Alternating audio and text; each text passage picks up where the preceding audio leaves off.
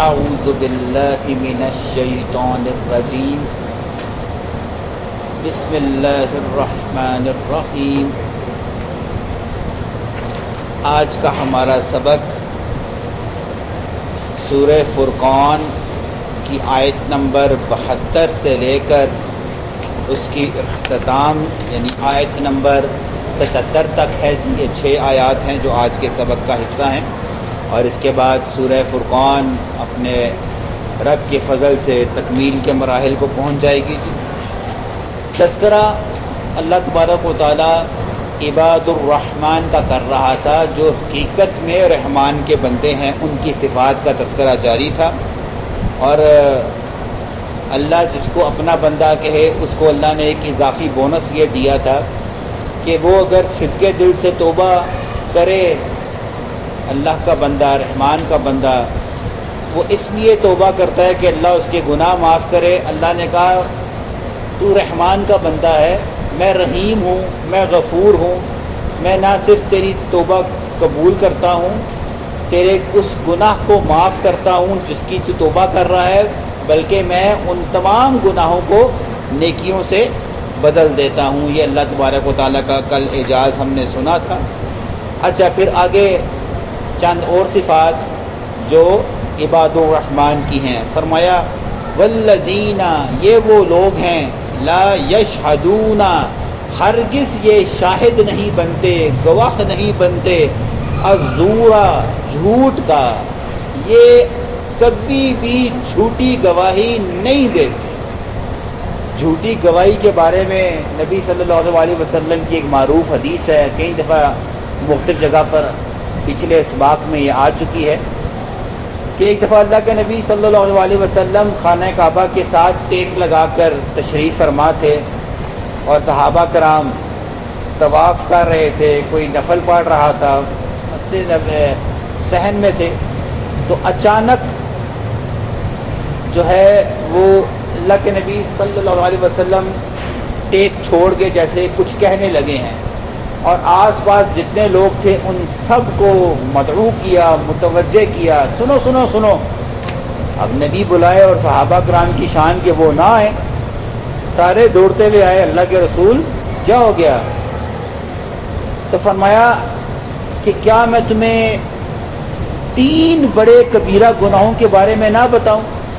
جبرائیل امین آئے ہیں اور 3 بڑے کبیرہ گناہوں کی طرف نشاندہی کر کے گئے ہیں، تو میں کیا تمہیں نہ بتاؤں؟ صحابہ کرام نے کہا اللہ کے نبی ضرور بتائیں۔ ایسا نہ ہو کہ ہم جہالت کی بنا پر، علم کی کمی کی بنا پر، کہیں ہمارے اندر یہ کمی نہ ہو کہ ہم اس گناہ کے کہیں لاشعوری طور پر جو ہے وہ مرتکب نہ ہو رہے ہوں۔ تو پھر اللہ کے نبی صلی اللہ علیہ وسلم نے کہا اللہ نے سب سے پہلا کبیرہ اور بڑا کبیرہ گناہ یہ رکھا ہے کہ اس کی ذات کے ساتھ کسی کو شریک نہ ٹھہرایا جائے۔ دوسرا کبیرہ گناہ والدین کی نافرمان جو ہوگا وہ اللہ کے ہاں دوسرا بڑا کبیرہ گناہ ہوگا۔ حقوق العباد کے حوالے سے یہ پہلا بڑا گناہ ہے، اور ویسے دوسرا گناہ ہے۔ اور تیسرا کہا الشہادۃ الزور، الشہادۃ الزور، الشہادۃ الزور، ہاں ہاں جھوٹی گواہی، ہاں ہاں جھوٹی گواہی، جھوٹی گواہی۔ یہ اللہ نے 3 بڑے کبیرہ گناہوں میں ان کا شمار کیا ہے کہ مومن جھوٹ تو بول ہی نہیں سکتا، جھوٹی گواہی کا تو وہ تصور نہیں کر سکتا۔ تو یہاں اللہ تبارک و تعالیٰ نے فرمایا کہ اللہ رحمان کے بندے جو ہیں وہ جھوٹی گواہی نہیں دیتے۔ اگلی صفت جی وَإِذَا مَرُّوا، جب یہ چلتے ہیں باللغوی، کسی بے مقصد دنیاوی کام، لغو کام وہ دنیا کا کام ہوتا ہے جو بے مقصد ہوتا ہے۔ 4-5 دوست بیٹھے ہیں، بے مقصد کی گپ، یا کوئی بے مقصد کا کھیل، یا کوئی بے مقصد کا ہنسی مذاق جس کا کوئی مقصد نہ ہو، اس کام کو لغت عربی میں لغو کہتے ہیں۔ ٹھیک ہے جی، کہ یہ بے مقصد کام ہے۔ تو فرمایا کہ ایسے بے مقصد کام کے پاس سے جب گزرتے ہیں، مثال ہمارے ہاں لوگ دیکھیں رات کو لائٹ نہیں ہے، تھڑوں پر بیٹھے ہوئے اور گپ شپ ہو رہی ہے، ٹھٹھا مذاق ہو رہا ہے، اللہ کا بندہ جب وہاں سے گزرتا ہے تو وہ وہاں بیٹھ کر اس بحث مباحثے کا حصہ نہیں بنتا۔ کیا کہا؟ مروا کراما، بڑے عزت دار طریقے سے وہ وہاں سے اٹھ کر چلا جاتا ہے. وہ کبھی اس فضول کی بحث کا، فضول کی گفتگو کا، فضول کی محفل کا بھی حصہ نہیں بنتا. اچھا جی، اگلی آیت جی عباد الرحمن کی، والذین اذا ذکروا، یہ وہ لوگ ہیں جب ان کو نصیحت کی جاتی ہے. اب نصیحت کہاں سے کی جاتی ہے؟ قرآن سے کی جاتی ہے یا نبی صلی اللہ علیہ وسلم کے فرمان جس کو حدیث رسول کہا جاتا ہے اس سے کی جاتی ہے؟ تو کیا آتا ہے؟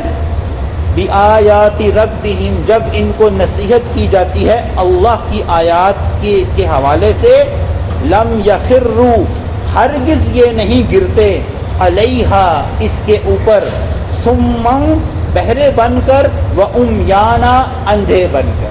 کیا مطلب جی بہرے اندھے؟ آج آپ کسی کو منع کرتے ہیں نا کسی کام سے، تو صحابہ کرام کا دور یہ تھا کہ جب ایک صحابی دوسرے صحابی کا خیر خواہ ہوتا تھا، نصیحت کرتے تھے نا، تو اس کو خوشی ہوتی تھی کہ اے اللہ تیرا لاکھ لاکھ شکر ہے، تو نے تو اتر کے مجھے سیدھا نہیں کرنا تھا، تو نے اس بندے کو صرف میرے لیے بھیجا کہ جو میری اس کمی پر میری کیا کر رہا ہے؟ خیر خواہی کر رہا ہے، نصیحت کر رہا ہے. وہ اس پر شکر ادا کرتے تھے. آج آپ کسی کو نصیحت تو کر کے دیکھیں. ایک حدیث آپ سنائیں گے، کہنا 10 میں تن سنانا. یعنی کہ آج کسی کو نصیحت کی جائے تو وہ اس کو اپنی انسلٹ سمجھنا شروع ہو جاتا ہے کہ تو میری بےزتی کر دیتی ہے یار.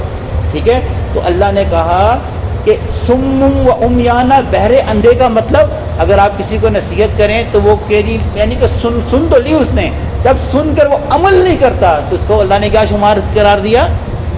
یہ بہرے ہیں. اور اندھے کا مطلب کہ اللہ تعالیٰ کی نشانی پڑتائی گی، قرآن کی آیت سنائی دی، نظر آ رہا ہے اللہ کا فرمان ہے، تب بھی اللہ کے فرمان کو پسے پش ڈالا، اپنی جہالت پر ڈٹے رہے. تو اللہ نے کہا یہ عباد الرحمن کی صفت نہیں ہے. ٹھیک ہے، وہ اللہ کے احکامات پر بہرے اور اندھے نہیں بنتے، وہ سمعنا کرتے ہیں وَأَطَعْنَا کرتے ہیں. ٹھیک ہے جی، یہ سمجھ آ گئی. والذین یقولون، اب جو دعا مانگتے ہیں، یہ دوسری دعا ہے جو ہمیں ہر روز مانگنی چاہیے. ربنا، اے ہمارے رب، حب لنا، عطا کر دے ہمارے لیے، من ازواجنا، ہماری بیویوں میں سے، وذریاتنا، اور ہماری اولادوں میں سے، قرۃ اعین، ان کو میری آنکھ کی ٹھنڈک بنا دے. بتائیں ہم اپنی اولادوں کے لیے ایسی دعا کرتے ہیں؟ ہم اپنی اولاد کو الٹا سیدھا کام کرتے ہوئے دیکھتے ہیں نا، تو ساتھ ہی گالی گلوچ تھپڑ مارنا شروع کر دیتے ہیں، ڈانٹنا شروع کر دیتے ہیں. جبکہ کیا یہ دعا ہے اس میں کہ اے اللہ ہماری بیویوں اور ہماری جو اولاد ہے اس کو میری آنکھ کی ٹھنڈک بنا دے. مطلب یہ اولاد کوئی الٹا کام کر کے آتی ہے تو ماں باپ کی کیا کیفیت ہوتی ہے؟ میں نے سنا ہے، آپ لوگوں بھی نہیں سنا ہوگا، ماں باپ کہتے ہیں سر جی مر تو ہم اسی دن گئے تھے جس دن میرے بیٹے نے یہ کام کیا تھا، اب تو بس ہم سانسیں پوری کر گئے، مر ہم اسی دن گئے تھے. ٹھیک ہے، تو یہاں پر یہ دعا کی جا رہی ہے کہ اے اللہ ہماری بیویوں اور ہماری اولادوں کو ہماری آنکھ کی ٹھنڈک بنا. اور جو اگلی دعا ہے نا یہ ہے صدقہ جاریہ کے حوالے سے، وَاجْعَلْ لَنَا، اور بناؤ اس کو ہمارے لیے، بلکہ ہمارے لیے بھی، لِلْمُتَّقِينَ، اور دیگر تقوی والوں کے لیے، امام بنا. اب بتائیں میری اور آپ کی اولاد دیگر تقوی والوں کے لیے امام کیسے بنے گی؟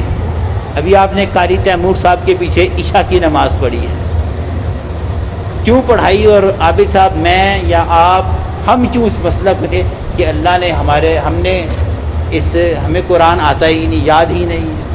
ٹھیک ہے، یا جنہوں نے 8 سال مدرسوں میں پڑھ کر دین کو سیکھا سمجھا، ٹھیک ہے، جب وہ مسئلے پر آتے ہیں نا تو ان کے ماں باپ اگر زندہ ہیں تو وہ تو ثواب ہی ثواب ہے، مر جائیں گے تو کیا ہوگا جی؟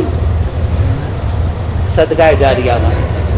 ٹھیک ہے، متقین کے لیے، اور ان کے پیچھے جو نماز پڑھنے والے ہوتے ہیں وہ تقوی والے ہیں. اس کا مطلب ہے کہ یہ ہم اپنی اولاد کے لیے دعا کریں کہ اللہ ایسی اولاد دیں جو نیک اور صالحہ ہو، جو تیرے کہا سنے میں ہو، اور ہم تو مر جائیں گے وہ ایسی ہو کہ لوگ اس کی بات سنیں، یعنی وہ دین سیکھے، قرآن کا حافظ ہو، وہ لوگوں کو تبلیغ کرے، بات کرے، لوگ اس کی سنیں اور اس کے مطابق عمل کریں.